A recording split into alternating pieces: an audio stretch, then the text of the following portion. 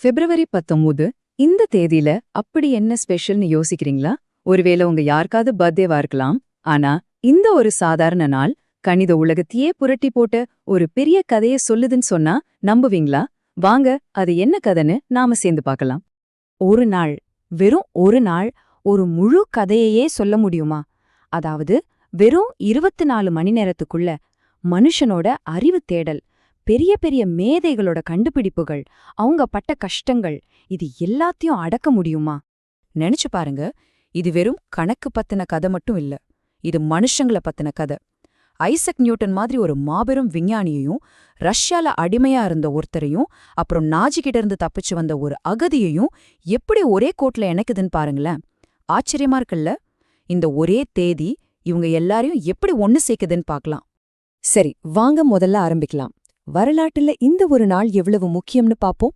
பிப்ரவரி 19 ரெண்டு பெரிய ஜாம்பவான்களோட வாழ்க்கையில ஒரு முக்கியமான திருப்புமுனையா இருந்திருக்கு.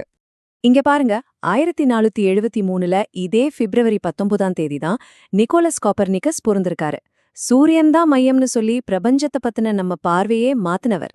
அதே நாள்ல 1672ல ஐசாக் நியூட்டனோட முதல் பப்ளிகேஷன் வெளியா இருக்கு. ஒளி, நிறங்கள் பத்தின அவரோட புது தியரி. அப்புறம் 1897ல கார்ல் வேஸ்ட்ராஸ் இறந்ததும் இதே நாள் தான். சோ இந்த நாள் பெரிய பெரிய அறிஞர்களை இணைக்குதுங்கிறது ஒரு பக்கம் இருந்தாலும், இதுக்குள்ள அமைதியா ஆனா ரொம்ப சக்தி வாய்ந்த சில மனித கதைகளும் ஒளிஞ்சிருக்கு. இது சும்மா தற்செயலா நடந்த விஷயங்கள் இல்ல, அறிவு பயணத்தோட ஒரு பிரதிபலிப்புன்னே சொல்லலாம். சரி, இப்ப நாம இந்த நாள்ல மறைஞ்சிருக்கிற கதைக்குள்ள போகலாம். அதாவது எல்லா தடைகளையும் தாண்டி அறிவை தேடி போனவங்களோட விடாமுயற்சிய பத்தி பார்க்க போறோம். நினைச்சு பார்க்கவே பிரமிப்பா இருக்கும். இங்க பாருங்களேன், ரெண்டு பேர், அலெக்சாண்டர் கோர்கின், எரிக் ஹான்ஸ்க்ரோத். ரெண்டு பேரும் வேற வேற நூற்றாண்டு, வேற வேற அரசியல் சூழலும். ஆனா ரெண்டு பேரோட போராட்டமும் ஒண்ணுதான், சிந்திக்கிறதுக்கும் கத்துக் கொடுக்கறதுக்குமான உரிமைக்கான போராட்டம். ஒருத்தர் ரஷ்யாவில பண்ணை அடிமையா பிறந்தவர். படிக்கணுங்கிறதுக்காகவே அவங்க அப்பா காசு கொடுத்து அவரை விடுவிச்சிருக்கார்.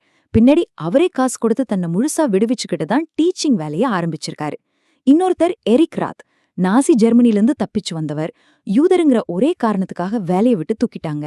அமெரிக்காவுக்கு போய் மறுபடியும் தன்னோட வாழ்க்கையும் கரியரையும் உருவாக்கியிருக்காரு. அப்பப்பா, ரெண்டு பேரோட நோக்கமும் ஒண்ணுதான், எப்படியாவது அறிவை தேடணும். சோ உடல் ரீதியான போராட்டங்களை பார்த்துட்டோம். இப்போ அறிவு ரீதியான தனிமையை பத்தி பாப்போம். அதாவது ஒருத்தரோட சிந்தனை அவரோட காலத்தை விட ரொம்ப ரொம்ப முன்னாடி இருந்தா அவரோட பாதை எவ்வளவு தனிமையானதா இருக்கும். அப்படி ஒரு கணித மேதைய பத்தி தான் இப்ப பார்க்க போறோம். அவர்தான் ஆக்சல் துவே. அவரோட இந்த ஒரு மேற்கோளை பாருங்க. ஒரு விஷயம் நடைமுறை பயன்பாட்டிலேருந்து எவ்வளவு தூரமா இருக்கோ அந்த அளவுக்கு அது முக்கியமானது. அடடா, என்ன ஒரு சிந்தனை! இதுவே அவரோட வேலைய பத்தி நமக்கு ஒரு ஐடியா கொடுக்குது. அவருக்கு தூய கணிதத்தோட அழகு மேலதான் காதல். அவரோட அந்த தத்துவத்துக்கு இது ஒரு சூப்பரான உதாரணம். வார்த்தை சிக்கல், அதாவது தி வேர்ட் ப்ராப்ளம்னு ஒரு கான்செப்ட். கேட்கவே ரொம்ப அப்டிராக்டா இருக்குல்ல? குறியீடுகளை மாத்தி மாத்தி போடுறது பத்தி ஆராயிற ஒரு விஷயம். அந்த காலத்துல இதெல்லாம் எதுக்குன்னு தான் நிறைய பேர் நினைச்சிருப்பாங்க. ஆனா அவரோட இந்த யோசனைகள் தான் பின்னாளில் தியோரிட்டிக்கல் கம்ப்யூட்டர் சயின்ஸுக்கே அடித்தளமா அமைஞ்சது. பாத்தீங்களா? அப்போ பிரயோஜனம் இல்லாத மாதிரி தெரிஞ்ச ஒரு விஷயம் இன்னைக்கு நாம பயன்படுத்துற டெக்னாலஜிக்கு எப்படி அடிப்படையா இருக்குன்னு.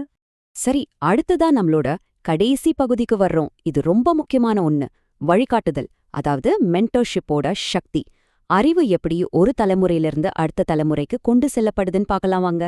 ஆண்ட்ரூ கெட்டிஸ் எழுதின இந்த வரிகளை கேளுங்க. இந்த புத்தகத்தை முடிக்கும்போது என் அன்பான ஆசிரியர், நண்பர், பேராசிரியர் டிபோர் செலேவ நன்றியோடு நினைக்கிறேன். நாங்க ரெண்டு பேரும் சேர்ந்து ஒரு புத்தகம் எழுத திட்டமிட்டிருந்தோம். ஆனா அவரோட திடீர் மரணம் அதை தடுத்துடுச்சு. எவ்வளவு உருக்கமா இருக்கு! இதிலிருந்து தெரியுது இல்லையா, ஒரு டீச்சரோட தாக்கம் ஒரு ஸ்டூடெண்டோட வாழ்க்கையில எவ்வளவு ஆழமா இருக்க முடியும்னு. ஒரு பக்கம் அப்படி ஒரு தனிப்பட்ட ஆழமான உறவு. இன்னொரு பக்கம் இங்க பாருங்க, எட்மண்ட் ஹலாவ்கா. இவர் 800க்கும் அதிகமான டீச்சிங் எக்ஸாம்களை மேற்பார்வையிட்டிருக்கார். 800க்கும் மேல. யோசிச்சு பாருங்க, நூற்றுக்கணக்கான டீச்சர்ஸோட கெரியர்ல இவர் ஒரு பெரிய தாக்கத்தை ஏற்படுத்தியிருக்காரு. சோ மென்டர்ஷிப்புங்கிறது ஒரு தனிப்பட்ட உறவா இருக்கலாம், இல்லனா ஒரு நிறுவனம் மூலமா பல பேருக்கு வழிகாட்டுறதாவும் இருக்கலாம். சரி, இதுவரைக்கும் நாம தனித்தனியா சில கதைகளை பார்த்தோம் இல்லையா? இப்ப இது எல்லாத்தையும் ஒன்னா சேர்த்து பார்க்கலாம். சம்பந்தமே இல்லாத மாதிரி தெரிஞ்ச இந்த நிகழ்வுகள் எல்லாம் எப்படி ஒரு அழகான சித்திரத்தை உருவாக்குதுன்னு பாருங்களேன். அப்போ பிப்ரவரி 19ஆம் தேதியில நாம என்னெல்லாம் பார்த்திருக்கோம்?